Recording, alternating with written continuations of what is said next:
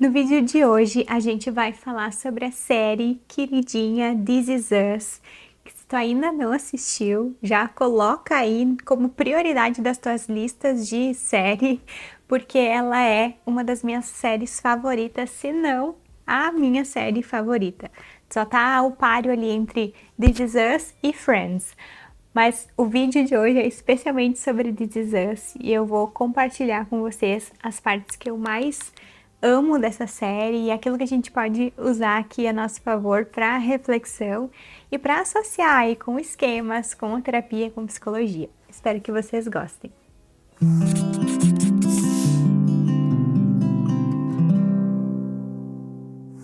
This Is Us é uma série muito bem escrita, muito bonita e que nos lembra a importância da conexão emocional e dos vínculos saudáveis e de longo prazo.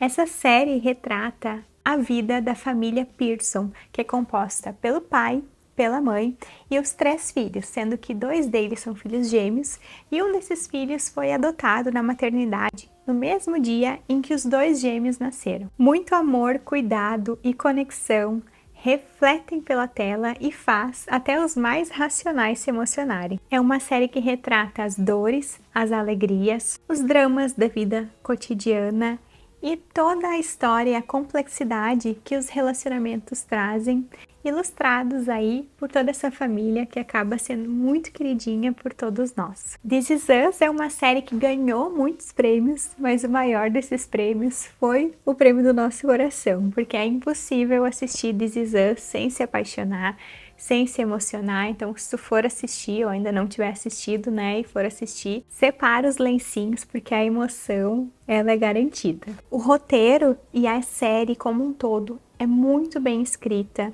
cheia de idas e vindas do passado para o presente, fazendo links com histórias e memórias e os traumas e as dificuldades e problemas atuais. Então é um prato cheio para quem gosta de psicologia e para quem gosta de terapia do esquema, para poder ver os modos, poder ver os esquemas se formando. É uma série que é muito nítido ali como que as crianças se sentem e o momento em que os esquemas se formam a partir das percepções que elas têm sobre a vida e sobre o que está acontecendo ali no mundinho delas. Eu vou compartilhar algumas reflexões sobre a série como um todo. Em especial, a gente vai focar sobre os trigêmeos, então, ali os 3 filhos, né? O Randall, o Kevin e a Kate, que é para a gente poder pensar na história de vida deles e dar um foco especial aqui nos possíveis esquemas. Se vocês gostarem desse tipo de vídeo, falando sobre séries, sobre filmes, enfim, esse tipo de análise, deixem aqui nos comentários que a gente pode pensar e ter ideias de outras séries para continuar esse bate-papo nesse formato de vídeo. Então vamos lá, vamos falar um pouquinho primeiro sobre o Kevin. O Kevin vai ser o primeiro por 2 motivos. Um deles é que ele não aceitaria não ser o primeiro da lista, então ele tem uma competitividade alta e ele tem a necessidade de ser o primeiro, de ter o destaque, né? Isso faz parte aí das características de funcionamento dele, que a gente vai entender um pouquinho mais logo a seguir. Mas o Kevin também tem uma característica especial de ser o meu personagem favorito. Então, de todos ali, o que eu mais consigo empatizar, do que eu mais me conecto é o Kevin. Acho que a história de vida dele se conecta um pouquinho com a minha, assim, né? O esquema principal dele também é o meu esquema principal, então por isso que eu sinto essa conexão com ele, né? Mas vamos conversar um pouquinho sobre o personagem dele pra gente entender o que né, tem aí de esquemas, o que tem aí de vivências que a gente pode relacionar. Quando pequeno, a gente vê que o Kevin estava constantemente buscando a atenção dos pais. Em várias cenas da série, aparece ele com um olhar de solidão, com um olhar de ser uma criança mais sozinha, que não se sente importante, que tá sempre ali com a migalha, né? Porque como ele tinha outros 2 irmãos, aparecem muitas cenas onde ele vê o pai com o irmão e a mãe com o outro, enfim, e ele sempre fica ali meio que deixado de lado, meio que sem tanta importância com os outros. E aí, qual que é a estratégia de enfrentamento dele, que a gente consegue ver, assim, qual que é a forma que ele usa, né, para dar conta dessa sensação que é ele ali mais deixado de lado. Ele vai constantemente buscando e com muito esforço, né, chamar a atenção dos pais, fazer coisas mais grandiosas, né? Ele tenta ali ser o bom menino, ele tenta ali, né, demonstrar que ele é uma criança especial. Então ele se envolve nessas questões de competição, ele se envolve assim em muitas cenas onde ele precisa dessa coisa de ter uma atenção maior justamente para suprir a falta da conexão. Quem já viu o vídeo de privação emocional aqui do canal ou quem já conhece sobre o esquema de privação emocional já deve ter sentido o cheirinho desse esquema de privação aí no Kevin. É um esquema que diz que as necessidades dele não são importantes, que ninguém nunca vai compreender ou ver ou empatizar verdadeiramente com ele nessa sensação de solidão importante ali presente, que faz parte, se a gente for olhar a vida desse personagem, né, faz parte transversalmente assim na história dele. Então, como uma forma de suprir essa lacuna da falta de se sentir importante, de conexão ali com os pais, especialmente, né? De ser um filho que realmente é escutado, que realmente é importante, que realmente tá ali conectado, né? Aqueles pais, enfim. A gente vê no Kevin e ele desde adolescente e isso vai crescendo nele, né? Essa estratégia de ele lidar vai ficando cada vez mais consolidada e trazendo mais benefícios para ele ao longo da vida, né? Não só na hora de lidar com a lacuna, mas também ao longo da vida, que é como uma forma de ele dar conta da falta que a privação gerou e que o não atendimento suficiente dessa necessidade de conexão dele que acaba gerando ali com os pais, né? Nas atitudes dos pais, o Kevin fica muito bom em ser o bom menino, em ser o menino que recebe os aplausos e os elogios. Então, dos três irmãos, ele é o mais bonito, ele tem um toque assim, um cuidado muito importante com a aparência, né? E ele vai ficando cada vez mais bonito, ele vai ficando mais musculoso. E aí, qual que é a profissão que ele escolhe, né? O que que ele decide fazer para viver? Ele decide ser ator. E aí ele vira um ator muito bem sucedido. Então ele consegue status, ele consegue dinheiro, ele consegue fama, muitas coisas que tentam suprir a lacuna da privação emocional, mas que a gente vai vendo no decorrer da série que a falta e a sensação da privação, a sensação de que ele não é importante de fato, a sensação que ele tem que fazer muito esforço para garantir o lugar de importância dele, se mantém em todo o contexto, assim, né? Então ele sempre tá ali meio que na periferia daquela família no sentido da conexão, sempre ele vendo os irmãos mais conectados com os pais, numa sensação de que ele não tá tão amparado assim, de que o vínculo que ele tem com aquela família não é tão seguro, né? Então fica sempre uma sensação de falta mesmo, e a gente consegue ver essa sensação de falta assim pelo olhinho dele, um olhinho mais carente, né? O Kevin é aquele personagem, e especialmente quando aparece assim o menininho dele, porque o This Is Us faz muito essas cenas, então cenas da idade adulta, né, atual, com as cenas de infância, faz muito esses links, né, que é o que a gente vai buscar fazer na terapia.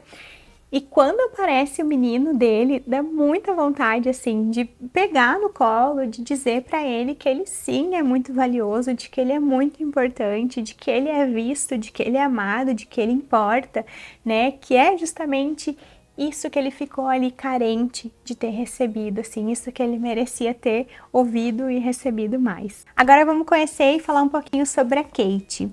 A Kate é uma menina, ela é a filha, então a única filha da família, né? E ela tem um problema importante de sobrepeso, que ela vai intensificando, né? Um problema que vai se complexificando ao longo da história dela e que desde pequenininha ela já demonstra, assim, ter esse cuidado, esse foco com a aparência. Então tem uma cena que mostra a Kate se comparando com a mãe, né, a mãe colocando roupas P, e ela já de pequenininha não conseguia vestir o número P, né, então ela já ali lidando A mãe sempre muito bonita, né? Então mostra que a Kate acabava ali pequenininha mesmo, já se comparando com a mãe, olhando para a mãe, né? Com aquele olhar de admiração mesmo, de pequena, enfim, mas sempre com um olhar de que como se a mãe fosse muito bonita, muito melhor do que ela. Então mostra ela desde pequenininha, assim, tendo hábitos alimentares na família, que a mãe já tirava algumas coisas dela ou já estava ali monitorando a alimentação dela, né? Já mostrando essa dificuldade com o peso, com a aparência, que vão acabar refletindo, né, ao longo da história dela, com um esquema importante de defectividade que aparece nessa situação, assim, muito mais com relação à aparência, nas comparações com a mãe. E esse esquema ele vem muito com um viés e uma forma de enfrentamento mais resignada. Então ela não consegue se engajar em reeducações alimentares, ela não consegue se engajar em nada que seja importante de fato para ela, né? Bem mantendo essa sensação da defectividade, de que ela não tem tanto valor assim, de que ela não é tão digna de amor. Um outro aspecto relevante assim da história da Kate é que ela sofreu bullying, né? Sofria bullying por um tempo da história dela. E ela tinha muito uma sensação de não ser boa o suficiente, então ela não era boa o suficiente em comparação com a mãe, ela não se sentia boa o suficiente em comparação com os irmãos, né? E aí esse esquema de defectividade da Kate aparece lá quando ela é adolescente, dando já prejuízos para ela numas escolhas amorosas que ela faz, especialmente em uma escolha amorosa, que acaba gerando bastante problema para ela, acaba reforçando essa ideia de que ela não tem valor, de que ela não é digna de ser bem tratada, de que ela não é digna de estar numa relação de construção, né, numa relação com alguém que cuide dela de fato, né? Então, já a influência do esquema ali nas escolhas amorosas dela, né, já reforçando essas ideias negativas sobre ela. E sobre a Kate, assim, é muito legal de ver que ao longo da série ela vai fazendo muitos movimentos de mudança, ela vai conseguindo transpor muitas sensações, ela vai conseguindo ressignificar muitas coisas, né? Ela vai se apropriando dela mesma, vai se apropriando do valor dela, então é super legal, assim, é uma personagem que eu pelo menos fui me vinculando, né, fui tendo mais simpatia por ela ao longo que eu vou vendo, que a gente vai vendo esses movimentos, né, que eu fui vendo esses movimentos dela de mais engajamento, porque a resignação, ela muitas vezes faz isso, assim, a pessoa tá tão resignada, tá tão sem esperança, que é difícil da gente conectar, que é difícil a gente empatizar, porque a resignação é um jeito da gente lidar com os esquemas e com os problemas que já dá a ideia de que a gente está derrotado, né? Que não tem mais o que fazer, que a gente é um caso sem solução.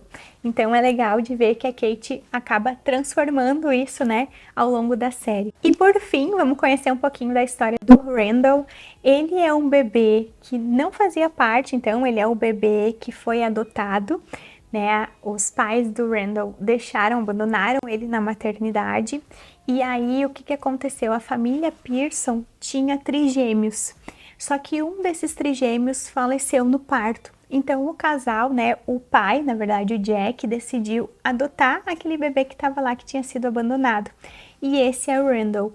Então, o que acontece com ele? Ele, além de ter a cor da pele diferente da família, ele acaba tendo esse fantasma, né, para dar conta de que ele foi a pessoa, né, ele foi o bebê que foi colocado no lugar daquele outro, que claro, isso é um fantasminha que fica, né, porque a família acolhe ele com igualdade entre os irmãos, né, ele recebe tudo, entre aspas, como os irmãos e igual aos irmãos, mas igual nunca é, né, mas assim, mais parecido com os irmãos possível. E aí o que acontece com ele? Essa sensação de ser diferente da família e de buscar muito esforço para pertencer àquela família, para mostrar o valor dele para aquela família, é um traço constante do personagem ao longo de toda a série. E é interessante de ver assim que em muitos momentos ele se conecta e ele se identifica muito mais com pais, com outras famílias que são diferentes da família dele, né? Então, um professor, uma família que tá lá na piscina, no mesmo clube que eles vão. Então, ele sempre tem essa busca por outro vínculo que não é aquele de dentro da família, né? Que é bem o esqueminha de isolamento social que faz essa diferença e que traz a sensação que aquela pessoa é intrinsecamente diferente e não pertencente, né? Então, ele se caracteriza muito dentro desse esquema. E aí tem uma particularidade que acontece com ele, que é um esquema muito parecido com o Kevin, mas para lidar com essa sensação de não pertencer, o que acontece com o Randall? Ele busca ser o melhor, então ele busca ser o filho perfeito, ele busca não dar trabalho, né? Então tem dois esquemas que aparecem aí como condição, né, a essa sensação do isolamento social. Um deles é o autossacrifício e o outro é o padrões inflexíveis. Então, o autossacrifício vai aparecer muito ali com a relação dele com a mãe, né? Em determinado momento da série, isso intensifica mais, mas ele é o filho preocupado, ele é o filho responsável, ele é aquele que faz pela mãe, que cuida da mãe, né? Num momento de vida em que é difícil, que não deveria ser colocar essa responsabilidade num adolescente que também precisa de muitas coisas, né? Então, de um jeito muito precoce, ele é colocado nesse lugar. E o outro esquema que aparece ali nele, do padrões inflexíveis, é essa exigência, essa busca pelo desempenho, de ser o filho perfeito. Então ele desempenha muito, muito bem em muitas áreas da vida, né? E quando ele é adulto, isso também se intensifica. E aí, em um momento, basicamente, parece que ele tá tendo um ataque de pânico, assim, de tanta pressão que ele colocou sobre ele naquele determinado momento, né?